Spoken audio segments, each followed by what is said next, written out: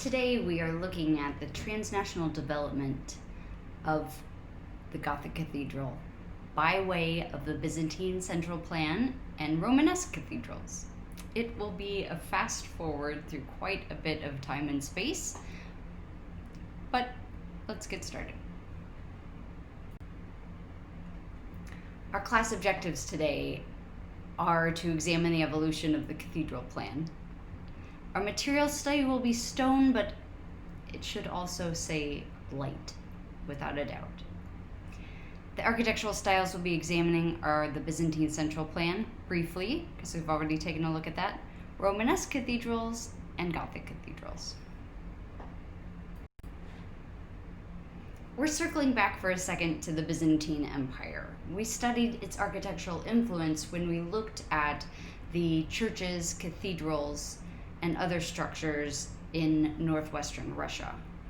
But as we noted at the time, many of the architectural forms, the plans, the domes, and other architectural features that we saw in Novgorod in particular originated from the Byzantine Empire.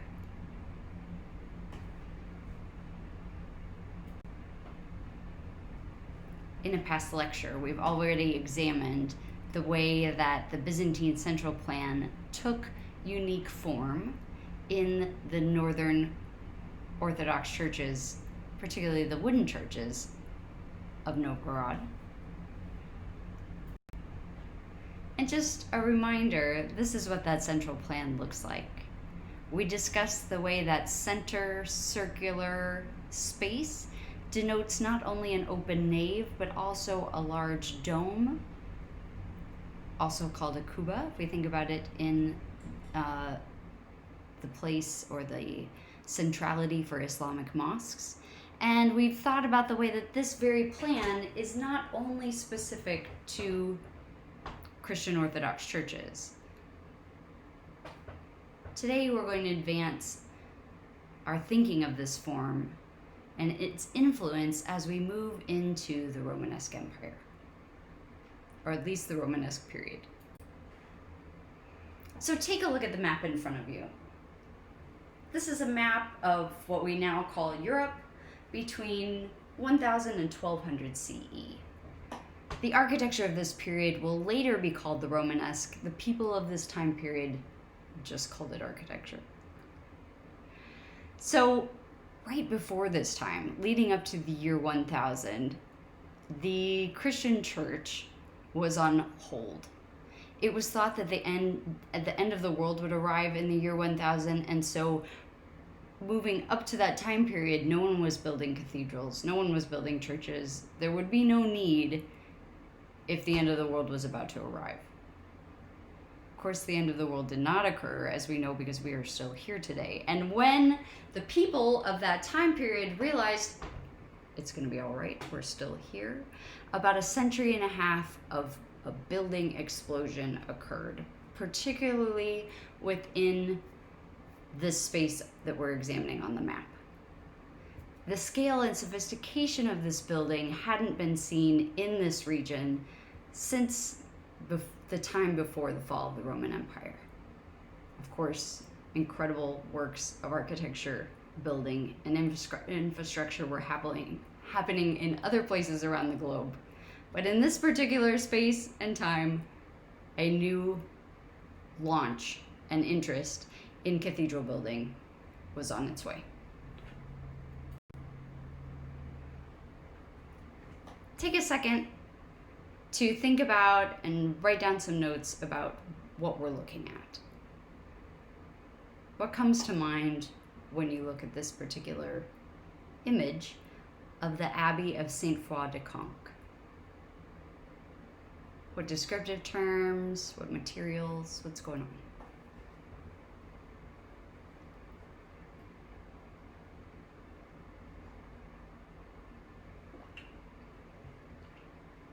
One of the first things that comes to mind in looking at this image is the massive stonework. This is a dense, heavy-handed building. There are these beautiful tent roofs. We have a series of other architectural features that we'll examine. more carefully. But the massiveness of these buildings was both intentional and is one of the markers of Romanesque construction. We see it in the stonework, we see it in these tall buttresses. They look like tall rectangular reinforcements or unadorned columns that are supporting the exterior walls. These buttresses were a way of ensuring that cathedral builders could build higher and higher cathedrals without the walls buckling out and collapsing. Another prominent feature are the smaller windows. Window building with such massive materials is actually quite difficult, just as we saw with the architecture of the pyramids in Egypt. How to think about creating small open spaces with a mass of stone above was still a challenge. It's one that was coming into a continual point of re-examination, new techniques, new forms of mastery. But we see here it's still struggling. Those windows are still small. As we think about the features of Romanesque architecture, let's first ask what Romanesque means. It means literally Roman-like. It doesn't mean that it's from the Roman Empire. It means that it takes its cue from the Roman Empire. It is built between 1000 and 1200 CE, long after the fall of the Roman Empire, but the workings of the Romans are brought into the architecture of this time. And we see that in things like large masonry barrel vaults. That strong vault work that we saw in the work of the Roman Empire is visible here in the interior of Saint Foy de Conques. You see it there in the ceiling.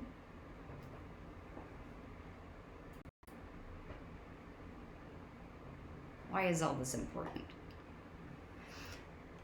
When given a plan like this, for example, for the longest time this has been thought of as a strictly Western plan, as something that came from the Christian traditions of Europe. But as we just mentioned, those extra rounded spaces along the, what we're now going to call the ambulatory and the chevet, those spaces come directly from the architecture of the Middle East. It's still important to know these terms and what's going on in this diagram. We can see also the ways that the Byzantine central plan is part of this evolving vision of the cathedral. We see the narthex on the far left side in that kind of peachy color.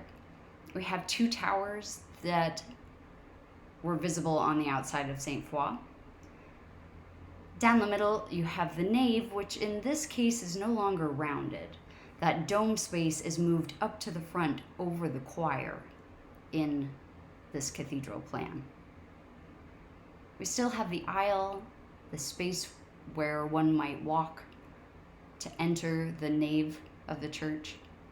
The transept, which makes that perpendicular cross. And then the ambulatory and the chevet. And these are key spaces where we heard in earlier presentations by your colleagues in the class, how those chevets were used to hold relics of these medieval churches. Be sure you're familiar with this plan.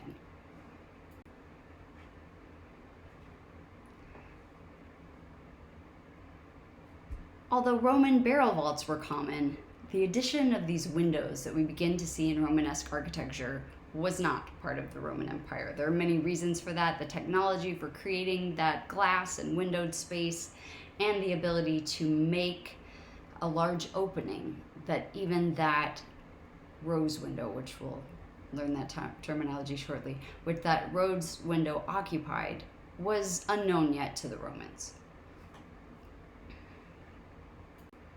Another thing that is not so Roman about the Romanesque is the appearance of domes on squinches. Squinches are one of my favorite architectural terms. They're one of my favorite architectural features. It's this small, almost unnotable part of a cathedral that once you see it, you begin to understand the transnational influence embedded within these Christian church structures.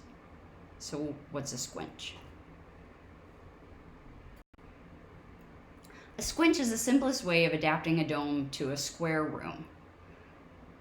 So, looking at the diagram over here on the left, you can see we're starting with a square or rectilinear plan, but the top of the building comes to a semicircular dome shape. The way to start making that happen as one builds is visible here in the image of an 11th century monastery on the right. It's really simple. Where those two corners meet of a building, you simply put a sort of horizontal or corner to corner shelf. And that shelf sticks out right here. That's the squinch. It's just a simple redirecting of the shape of a room.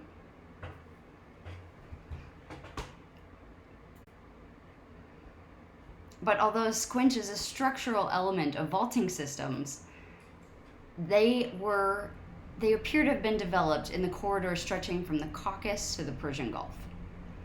It's a region encompassing former Mesopotamia where the simplest forms of squinches appeared.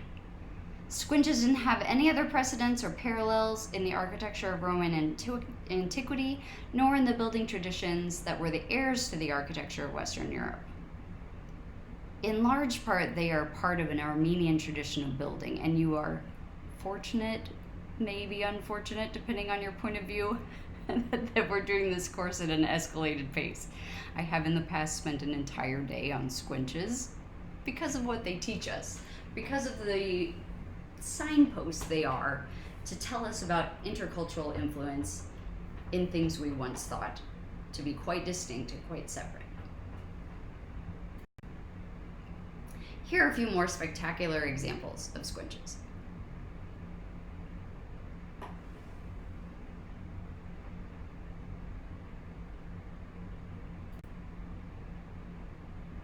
So what's going on? How is it that this architectural technique that came largely from Armenia, came largely from the Caucasus region and the Persian Gulf, ends up in Western Europe?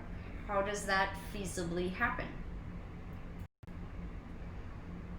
It happens through the same routes of trade that we know as the Silk Road. Although there was some conflict between the Western Europeans and those of the Middle East, Constantinople was one of the wealthiest cities in the Christianized Mediterranean, and also within the non-Christianized, all of the other important practices of the Mediterranean. A rejuvenated economy brought merchants and their wares not only across Europe and to the Holy Lands, but also along the never abandoned Silk Road that extended from Venice all the way to Anatolia and on to China, where coveted silks and spices and other trades were traded. All those squinches arrived on the architectural stage in Armenia, what's now Armenia, or what we think of as Armenia. They traveled as far east as the Buddhist complex in Turpan in China, and as far west as Saint Foy de Conques that we looked at in the very first cathedral image of this section.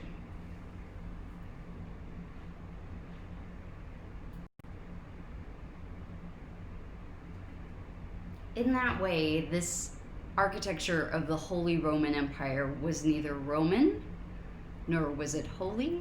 It was the result of this conflagration of ideas, a transmission of architectural technique, an admiration by engineers, and a transplant through immigration.